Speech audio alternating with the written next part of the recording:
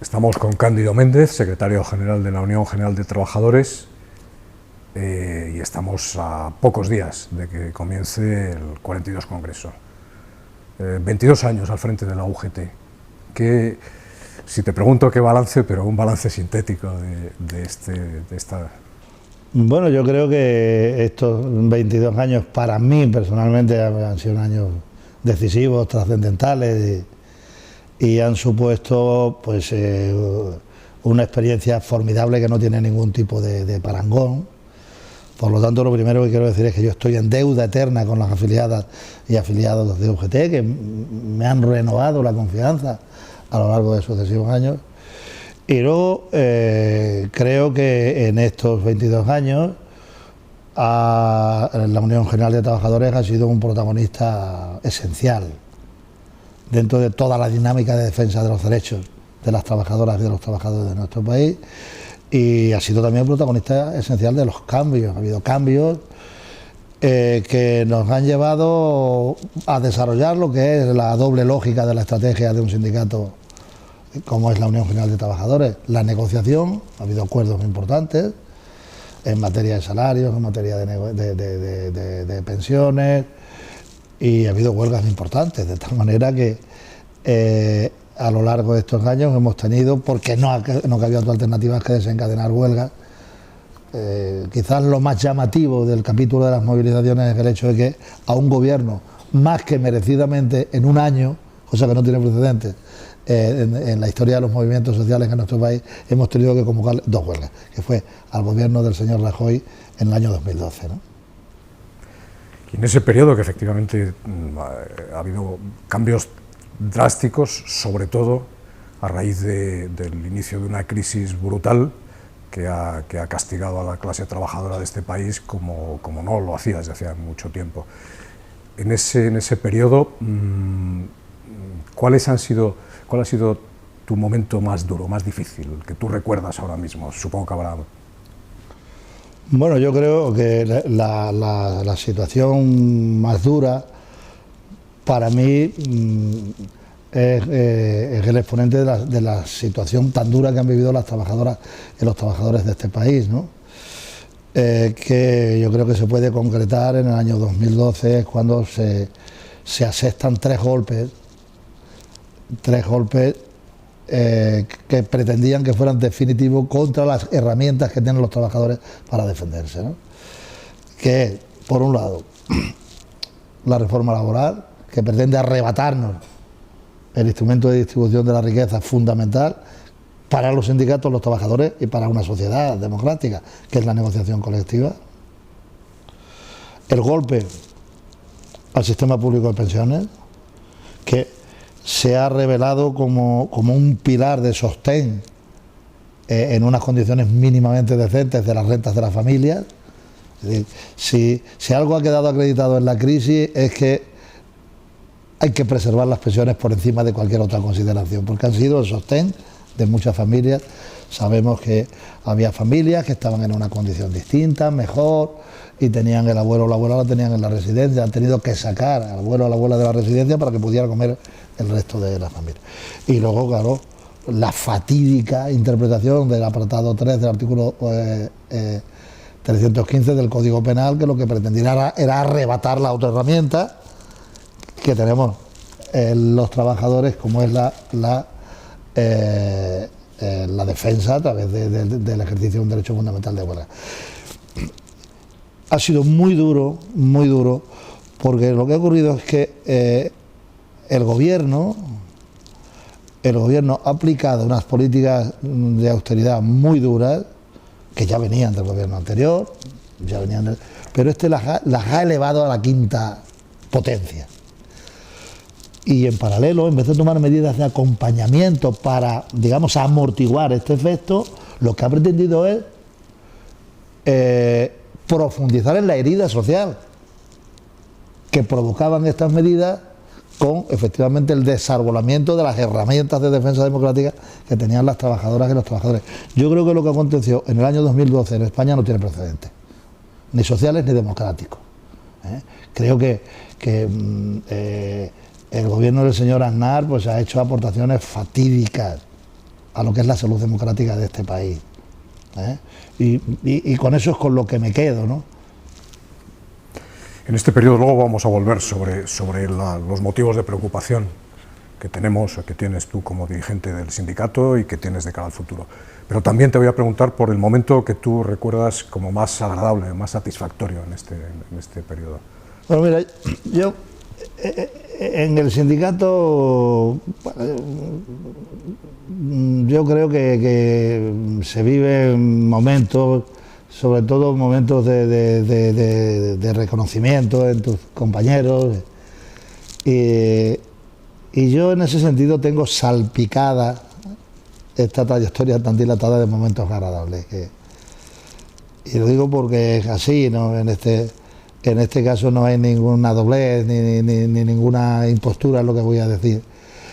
Para mí los momentos más agradables ha sido cuando he ido a visitar una empresa. Y por eso digo que lo tengo salpicado de buenos momentos, ¿no? De hecho, no sé cuándo vaya a sacar la entrevista, de hecho la semana que viene voy a ir a una empresa. Y va a ser a la última empresa que visite, de un grupo de dirigentes jóvenes, además de nuestra federación, que me invitaron en el Congreso de Madrid. Creo que querían que fuera. Esos son los momentos más agradables para mí, ¿eh?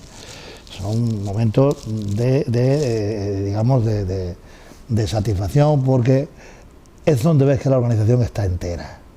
Y es cuando entiendes que problemas y errores que hemos tenido y que se han pretendido utilizar a través de una embestida mediática por tierra, mar y aire contra el sindicato, no han conmovido los cimientos de la organización, ¿no? Eso es lo que yo te diría, ¿no?, de los momentos agradables del sindicato. Esos son los mejores, ¿eh? Y es donde te sientes más, pues, en fin, más agradecido, y claro, se te redobla la ilusión por esta organización, porque además compruebas otra cosa, que esta organización ha cambiado mucho. Yo suelo decir que afortunadamente el cambio en la organización no depende de la voluntad de los dirigentes. Es decir, de cara a este congreso, donde puede haber diversas candidaturas, legítimamente el cambio no va a depender de los candidatos en sí mismos, sino que los cambios se están produciendo en la organización. Por una razón muy sencilla, porque las organizaciones sindicales, a diferencia de los partidos políticos, o cambian o desaparecen. Desaparecen de los centros de trabajo. Y como eso lo conocemos perfectamente, cuando cometes un error o te mantienes en el inmovilismo, al final los trabajadores no te votan. No te votan. Y cuando cambias, al compás de las necesidades de los trabajadores, pues los trabajadores siguen manteniendo la confianza en ti, ¿no? Ese es el elemento. Luego hay un dato que a mí, pues lógicamente, o dos datos, ¿no?, que me llenan también de satisfacción, ¿no?, pero están en otra dimensión. Uno, en mi etapa hemos batido récord en número de representantes sindicales y en cotizantes al corriente de pago. El cénit en la evolución de la afiliación y de la representación sindical ha sido precisamente en mi etapa. Es verdad que en esta última etapa, por razones que creo que son bien entendibles, la crisis ha asolado el tejido empresarial español y hemos tenido una bajada de afiliación que prácticamente discurre en paralelo a lo que es la caída del empleo, etcétera, ¿no? Ese es un elemento. Y luego hay otro elemento que para mí es muy importante: cuando se tomó la determinación en el Congreso de los Diputados, sin regalarnos nada, de efectivamente aceptar la permuta del patrimonio sindical histórico de la UGT por las deudas que teníamos con el erario público, mediante las cuales resolvimos el problema de la cooperativa PSV. Claro, yo aquí vine con aquella misión y por tanto ese es un elemento para mí muy, muy importante, no agradable, sino simplemente era, pues, la satisfacción de que aquello ya estaba resuelto. Pero los momentos agradables son los que comentaba anteriormente. En esta situación en varios momentos de crisis gravísima para los trabajadores de este país, y con toda una serie de problemas añadidos que también has relatado, se afronta el 42 Congreso de UGT, congreso que estamos en vísperas y que tú has definido en alguna intervención como que estamos preparando el sindicato para los próximos 20 años. ¿Cómo ves a estas alturas? Bueno, hay una serie de incertidumbres todavía, estamos en vísperas, vamos a hablar un poco de la situación y de las previsiones del Congreso. Bueno, yo creo que el Congreso lo vamos a desarrollar en un marco de incertidumbre general, pero sin duda en un marco de cambio general. Por lo tanto, digamos que el Congreso es una oportunidad para la UGT para ser protagonistas del cambio que se está produciendo en la sociedad española. Y en ese sentido yo creo que nosotros necesitamos en el Congreso, o aprovechar el Congreso como una oportunidad para que se perciba con mayor nitidez la utilidad del sindicato. Yo creo que ese es un elemento que lo tenemos que plantear sobre todo hacia los jóvenes, sobre todo hacia la mujer trabajadora por la brecha salarial tan brutal, teniendo en cuenta que muchos jóvenes son profesionales, son técnicos, tienen titulaciones, tienen cualificaciones, aunque algunos tengan que trabajar quizás transitoriamente o no, de reponedor o reponedora, ¿no? Es decir, yo creo que ahí debíamos de hacer un esfuerzo, convertirlo en una oportunidad, de manera tal que acompañemos los cambios que se están percibiendo en la sociedad, ¿no? Y luego yo creo que nosotros venimos al Congreso con parte de los deberes hechos ya, porque hemos tomado unas decisiones en el marco del anterior Congreso que tenemos que culminar en este Congreso y que hemos venido desarrollando a lo largo de este periodo. Estoy hablando de la configuración de 3 nuevas federaciones con una vocación digamos, de volcar todos los esfuerzos hacia las estructuras de base del sindicato a través de la articulación en sectores, ¿no? Y eso ha traído como consecuencia, ese proceso también está en marcha, ¿no? Y habría que culminarlo. En el ámbito de las uniones territoriales, pues eso trae como consecuencia que, a mi juicio, ¿no?, sin que pierdan entidad política, porque la organización necesita esa interlocución política al máximo nivel con las instituciones y las patronales en los distintos ámbitos, lo que sí se produce inmediatamente es una reordenación de competencias, ¿no? ¿Por qué? Porque yo creo que una cosa es tener federaciones, alguna federación de las actuales tiene 60.000 afiliados, y otra cosa es tener 3 federaciones que están en torno a 300.000 cotizantes. Hay masa crítica suficiente para efectivamente reagrupar las competencias sindicales en el ámbito donde deben de estar, ¿no? Y a mi juicio en las uniones territoriales pues lo que se deben de plantear son la expresión de la mancomunidad solidaria en 3 elementos que para mí son claves, que son cómo garantizar los recursos económicos para llegar a la base del sindicato, sobre todo a la pequeña y mediana empresa. 2, cómo garantizar un servicio básico esencial para nuestros afiliados como son los servicios jurídicos. 3, cómo tienes abiertas las sedes del sindicato. Estos son los elementos que yo creo que ya vamos avanzando, hemos hecho parte de los deberes, pero a mi juicio son los que se deben de culminar. En mi visión, ese es el gran cambio del sindicato. Este cambio tiene una particularidad que va a ser poco visible hacia afuera, salvo esos efectos prácticos. Los trabajadores lo verán si mejoramos nuestra eficacia, pero digamos, este es un elemento que desde el punto de vista mediático va a suscitar poco interés, ¿no? Pero para mi gusto ese es el gran cambio de la organización, ese es el cambio de fondo, es la gran transformación que exige la clase trabajadora en el siglo XXI, que exigen los jóvenes, que exigen marcos muy abiertos de relaciones laborales, y por lo tanto yo creo que vamos en la dirección correcta, ¿no? En ese marco que has definido hay alguna incógnita, digo, todavía en vísperas. Por ejemplo, en ese gran rediseño del sindicato que se va a estructurar o que se va a redefinir sobre 3 grandes federaciones, además de las uniones, que también has definido, has dicho que también tienen que reestructurarse, claro. En ese cambio, ¿qué ocurre ahora, a estas alturas, si por ejemplo alguna federación no acata, vamos a utilizar esa palabra, esas resoluciones Vamos a ver, yo creo que estamos en una fase en que hay que, digamos, omitir la palabra acatamiento.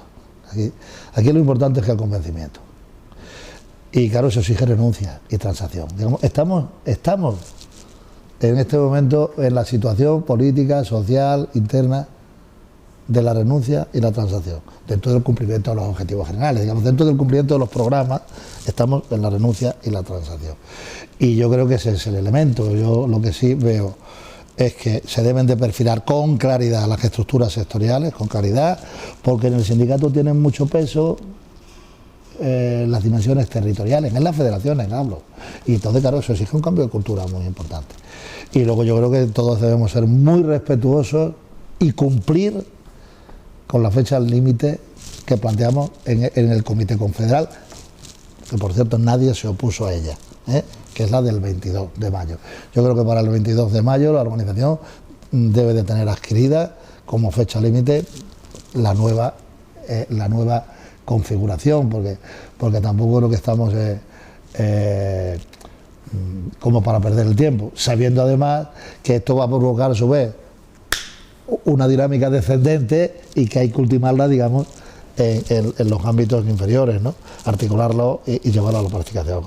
Pero esto es lo que yo pienso que hay que hacer, y esto exige muchas horas de diálogo, orillar circunstancias legítimas de todo tipo y, digamos, identificarnos lo que nos une.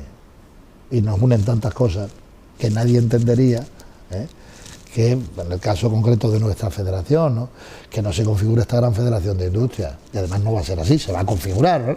Pero yo creo que eso sería, porque la gran federación de industria, entre otras cosas, ya tiene que ser el reflejo de lo que ocurre en Europa, que hay una federación que es industrial, y lo que ocurre en el mundo. En definitiva, digamos, lo que estamos haciendo es algo tan natural que lo que se puede preguntar cualquiera es cómo no lo hemos hecho antes. Y luego hay otro capítulo que también es una incógnita todavía, lo que pasa es que los días pueden dar lugar a cambios. Ahora mismo hay... ¿Tú crees que va a haber cambios en las candidaturas que ahora se presentan al liderazgo del sindicato? Pues no lo sé, yo creo que este congreso está muy abierto. Está muy abierto. Y yo creo que eso no tiene por qué ser una mala noticia. Yo creo que puede ser incluso una buena noticia si lo sabemos entender y gobernar adecuadamente. Digo que está muy abierto, sobre todo en este aspecto, ¿no? Porque hay, eso, por lo pronto eso lo que significa es que en la organización hay patrimonio humano, hay gente con capacidad y experiencia que quiere comprometerse con la organización. Eso es positivo. El segundo tema que yo creo que hay que tener claro es que una candidatura en sí misma no garantiza la estabilidad, y si no, que me lo digan a mí. En el año 1994 solo había una candidatura y aquel congreso se cerró en falso. Y luego tuvimos que celebrar un congreso, sobre todo lo conocemos muy bien en la federación, un congreso después, un año después, donde había 2 candidaturas, y entonces se cerró. A mí lo que me importa es que se cierre. Es decir, que cuando se cierre, cuando se dice, digamos, dentro de la dialéctica tradicional del sindicato, cuando se cante la internacional, el congreso se ha cerrado y todos estamos a una con la comisión ejecutiva que haya sido elegida y con el programa sindical, o digamos el plan de acción sindical que planteemos, ¿no? Y yo creo que hay que tener en cuenta que va a haber 601 delegadas y delegados, y la UGT vive en este mundo. La UGT no es una entidad, primero, no es endogámica, y no lo va a ser. Yo creo que la UGT no está ensimismada, y pues me da la impresión de que en este mundo, en el mundo actual, en la dinámica social y política actual, donde, bueno, pues la gente quiere expresarse, tal, yo creo que eso le va a dar riqueza. Hay 601 delegados que tienen la capacidad de voto individual, hay organizaciones que han tomado la determinación de mandatar en el Congreso a esos delegados, y supongo que eso lo deben de tener en cuenta los delegados, las delegadas, porque es el mandato democrático, pero hay organizaciones que no lo han hecho. ¿eh? Por lo tanto, yo creo que eso le va a dar riqueza, le va a dar viveza, pero creo que todo eso, porque yo el clima que veo en la organización, pues es un clima, como no puede ser de otra manera, digamos, de compañerismo, de interés en debatir los problemas sindicales, los problemas organizativos, etcétera, y yo creo que se va a desarrollar en un clima constructivo, ¿no? Y eso, no digo que lo espero, es que lo creo fervientemente. Aquí no hay que confundir el ardor en los debates con las coincidencias profundas de fondo que hay en la organización, ¿no? Entonces, la UGT no es ajena ni puede ser ajena a este mundo. Estamos en una encrucijada tremenda en el ámbito político, en el ámbito social, con una mochila que nos han dejado en esta última legislatura, sobre todo de deterioro de derechos, instituciones fundamentales que habían costado mucho trabajo construir, y estamos en la encrucijada de un nuevo gobierno, de la posibilidad de un nuevo gobierno. Todavía eso está abierto y nos jugamos mucho en ese episodio. ¿Cómo ves las negociaciones que están abiertas para una nueva investidura? Inmediatamente, ¿cuáles serían los deberes de lo que espera la UGT y lo que espera el sindicalismo? Bueno, yo creo que el debate de investidura, bueno, el proceso hacia la investidura, pues está reflejando la composición actual del mapa democrático de este país. Lo que ocurre es que no estábamos preparados. España es un país donde ha habido, a mi juicio, demasiadas mayorías absolutas. Y eso, en el ámbito de la política, genera unas dinámicas que ahora ya no se mantienen. Yo soy de los que diría aquello de las mayorías absolutas han muerto, viva el diálogo y la búsqueda de acuerdos desde la pluralidad, ¿no? Entonces estamos en una dinámica en la que, a mi juicio, los partidos tradicionales tienen que desarrollar un nuevo aprendizaje y desaprender malos hábitos, y los nuevos tienen que aprender, sencillamente. Y yo creo que esto hay que verlo con naturalidad. Yo tengo una expresión que me parece que es la correcta. ¿Dónde está el inmovilismo y el mantenimiento de políticas muy duras, injustas e incompetentes en un partido que es el partido que gobierna? ¿Dónde está el cambio? Hay 15 millones de ciudadanos que han votado cambio. Han votado cambio. Más moderados, menos moderados, y yo creo que las fuerzas del cambio deben de llegar a un acuerdo. Deben de llegar a un acuerdo. Parcial. Total, deseable total.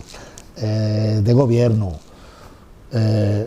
Pero yo creo que el cambio se tiene que materializar. Sobre todo cuando parece que todo apunta a que si se repitieran elecciones, lo que ocurriría es que la participación bajaría, el grado de participación democrática sería menor y el escenario se mantendría más o menos lo mismo. Por tanto, yo creo que tendrían que hacer ese esfuerzo supremo, pero garantizando el cambio y garantizando, en el caso de las organizaciones sindicales, que ahí está lo urgente, no de las organizaciones sindicales, de los trabajadores, la reposición urgente de derechos, urgente, como es el derecho a la negociación colectiva, como es el derecho al ejercicio democrático de huelga. Esos son elementos urgentes. Y claro, súper urgente es definir un marco para resolver los problemas de emergencia social que hay en nuestro país. Son más de 2 millones de personas que viven en situación de exclusión o de pobreza, 2/3 mujeres, y ya definirlo con una serie de políticas que son esenciales. Por ejemplo, la política de reindustrialización de España, compatibilizar la industria 4 o 5.0 con la industria tradicional. Esos son los elementos que yo veo urgentes. Pero luego hay un elemento de carácter general que a mí al menos me parece importante, y por eso me parece que estamos haciendo el Congreso en el momento adecuado, ¿no?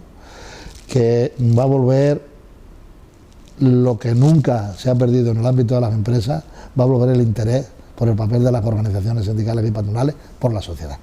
Porque yo creo que ha habido una decantación hacia la política en los últimos años, de forma tal que se ha generado un espejismo, lo digo honestamente, el espejismo de que la política lo resuelve todo. De forma tal que, bueno, si hay del cambio político, vamos a recuperar los servicios públicos, va a haber una política fiscal más justa, van a mejorar los salarios, se va a estabilizar en el empleo, y hay ejemplos, como es el caso de Grecia, que lo desmiente. Eso no es así, es más complejo.